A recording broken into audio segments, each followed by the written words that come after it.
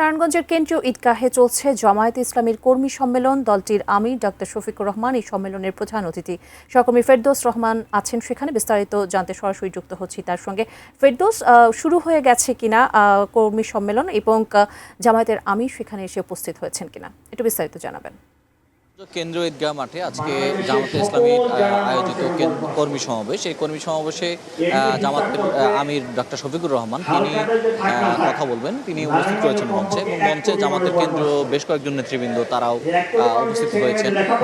বিশেষ করে নারায়ণগঞ্জ হচ্ছে ঢাকার পাশের শহর। এখানে আমরা দেখেছি যে সকাল থেকেই স্থানীয় বিভিন্ন নারায়ণগঞ্জের যারা থানা ওয়ার্ড থেকে মিছিল নিয়ে জামাতের কর্মীরা হাজির হয়েছেন। এই মুহূর্তে সমাবেশস্থল যেটি জাতীয় ঈদগাহ মাঠ, জামাত কেন্দ্রীয় ঈদগাহ মাঠ যেটা নারায়ণগঞ্জে, সেটি কিন্তু ভরে গেছে এবং এর বাইরেও কর্মীরা অবস্থান নিয়েছেন। এবং এরপরও খণ্ড খণ্ড মিছিল এখনো পর্যন্ত বিভিন্ন জায়গা থেকে আসছে।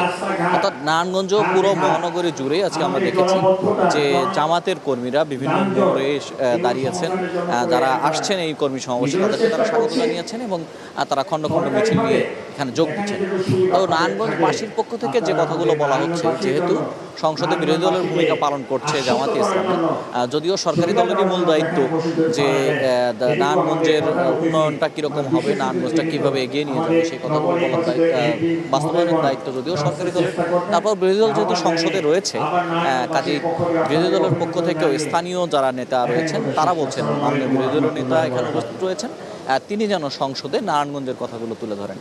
অর্থাৎ নারায়ণগঞ্জে মানুষের যে সমস্যাগুলো আছে, নাগরিক যে সমস্যাগুলো রয়েছে, চিকিৎসা, শিক্ষা ব্যবস্থা সহ বিভিন্ন রকম সমস্যা রয়েছে, যাতায়াত যোগাযোগ ব্যবস্থার কথা রয়েছে, সেই ব্যাপারগুলো এখানে তুলে ধরা হচ্ছে। যেটি তারা অনুরোধ করছেন যে মাননীয় বিরোধী নেতা তিনি যেন জামায়াতে ইসলামীর নারায়ণগঞ্জবাসীর পক্ষ হয়ে যেন সংসদে এই কথাগুলো। এখানে জামাতের অন্যান্য কেন্দ্রীয় নেতৃবৃন্দ আছে, তারা বক্তব্য রাখছেন।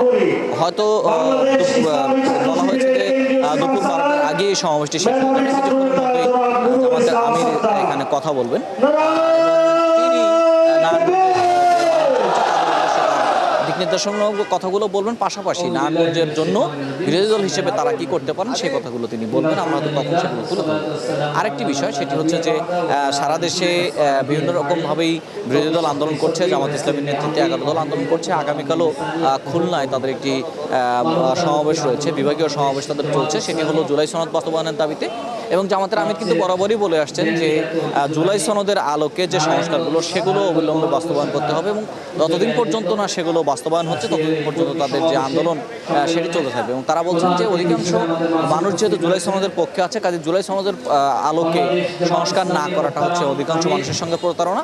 তো সেই বিষয়গুলো তারা নারায়ণগঞ্জের যে সাধারণ মানুষ তাদের কাছে তুলে ধরবেন, এবং তিনি হয়তো আরও যে দিক নির্দেশনামূলক কথাগুলো সেগুলো তুলে ধরবেন। তবে সবার অবস্থান একটাই, সেটি হচ্ছে যে তারা চান দেশে জুলাই 24-এর আন্দোলনের পরে যে নতুন আকাঙ্ক্ষা তৈরি হয়েছে সেই আকাঙ্ক্ষার বাংলাদেশ বিনির্মাণ, এবং সেই আকাঙ্ক্ষার বাংলাদেশ বিনির্মাণের জন্য জামায়াতে ইসলামের কর্মীরা তারা বলছেন তারা বিরোধী দলও যদি আছেন কিন্তু তারা মাঠে থেকে সরকারকে বাধ্য করবেন যেন জুলাই সনদের বাস্তবায়ন অবিলম্ব হয়। এই হলো নারায়ণগঞ্জ থেকে এখানকার কর্মী সমাবেশ। কিছুক্ষণ পর আমির কথা বলবো, নিশ্চয়ই তখন আমরা তার কথা আপনার মাধ্যমে তুলে ধরার চেষ্টা করবো।